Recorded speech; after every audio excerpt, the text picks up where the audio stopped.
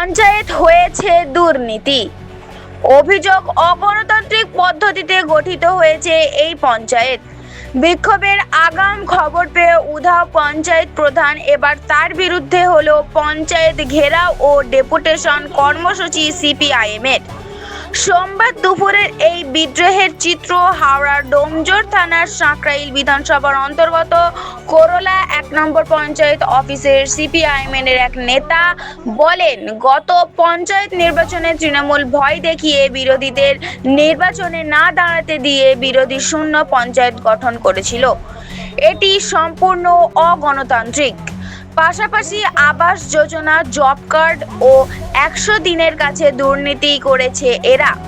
ডোমজুড় পশ্চিম এরিয়ার সিপিআইএমের সদস্য রেজাউল করিম বলেন, তাদের ৬ দফা দাবি নিয়ে এদিন ডেপুটেশন দেওয়া হয়েছে। পঞ্চায়েত প্রধানকে আগে জানানো হয়েছিল, কিন্তু তিনি পঞ্চায়েত ছিলেন না, কোথাও ঘুরতে বেরিয়ে গিয়েছেন।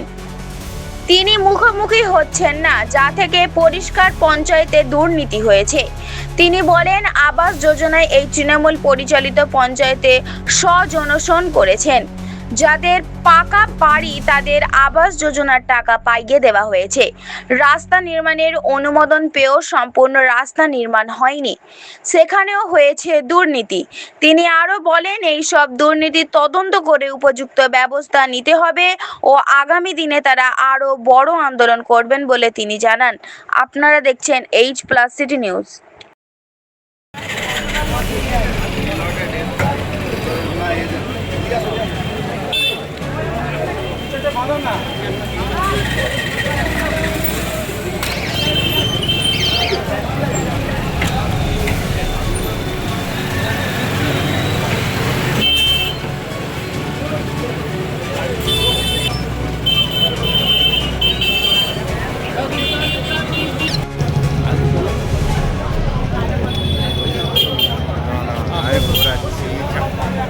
অনেক এটা হাফ কেটে গেছে, ঠিক আছে পড়ে গেছে।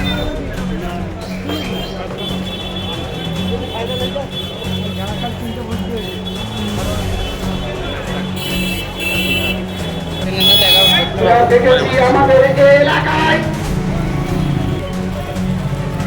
মানুষের ঘুম ভাঙার আগে, মোরগের ঘুম ভাঙার আগে পঞ্চায়েতের মেম্বারদের গায়ে হাত চাপাতে ১০,০০০ দিতে হবে, ৫০,০০০ দিতে হবে।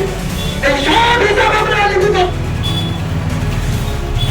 আমরা দুর্নীতির ইঞ্চি ইঞ্চি হিসাব আমরা নেব। জনগণকে আর নয় প্রস্তুত থাকুন জনগণের মুখোমুখি হবার, কারণ আপনারা মুখোমুখি হন।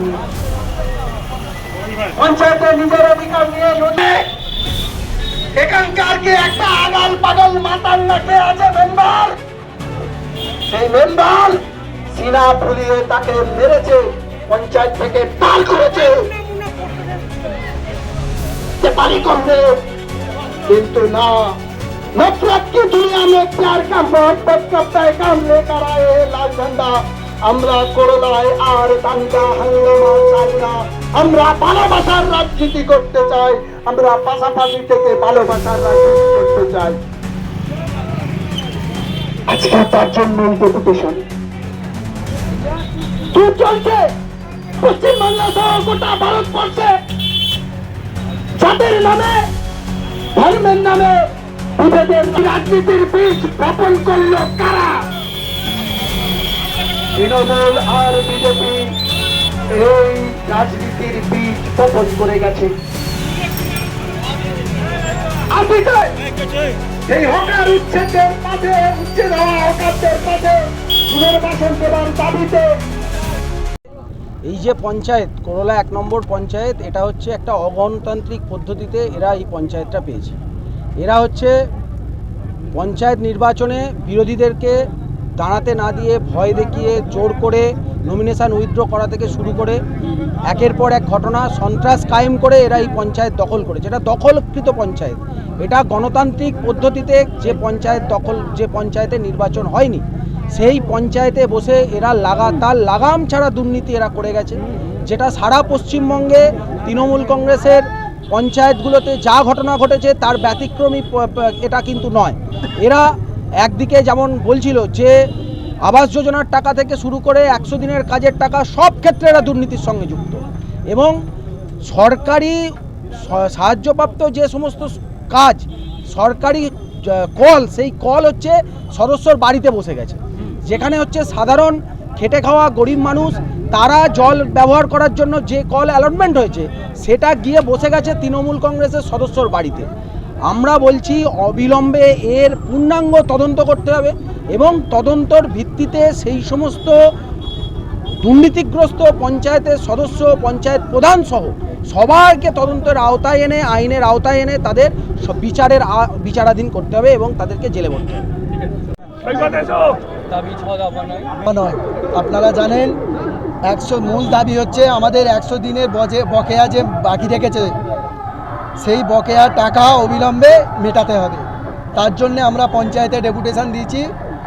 পঞ্চায়েতকে বলা হয়েছে যে সমস্ত জব কার্ডগুলো এরা দুর্নীতি করে আটকে রেখে দিয়েছে, অনেক অবৈধ জব কার্ড তৈরি হয়েছে, সেই অবৈধ জব কার্ড যাতে ঠিকঠাকভাবে মানুষের কাছে, মানুষের জব কার্ড মানুষের হাতে চলে যায় সেই ব্যবস্থা পঞ্চায়েতকে করতে হবে। পঞ্চায়েতের প্রধান আমরা 22 তারিখে ডেপুটেশন দেবো বলেছি, 4 দিন আগেই উনি ওনার বাড়ি ছেড়ে অন্য জায়গায় বেড়াতে চলে গেছেন, সাধারণ মানুষের মুখোমুখি হতে চাননি।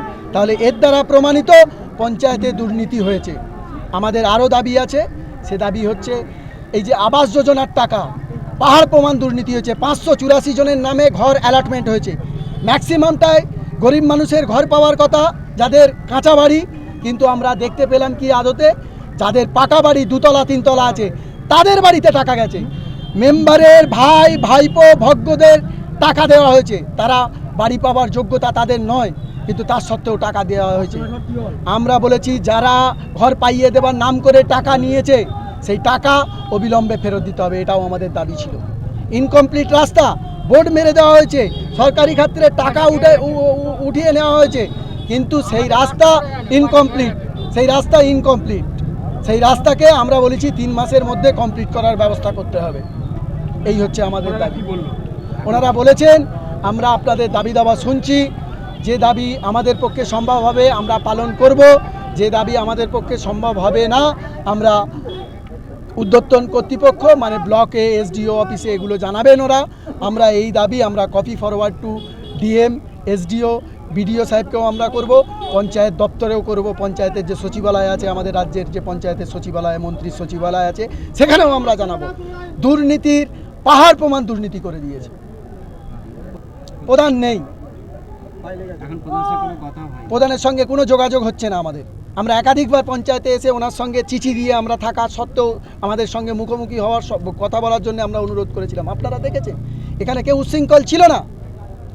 সাধারণ মানুষ যদি এই সমস্ত দাবি দাওয়াগুলো যদি ওনারা মানে না মেনে নেন, সেই মতো কাজ না করেন, তাহলে আগামী দিনে এই লড়াই আরও জোরদার হবে, আরও বৃহত্তর হবে।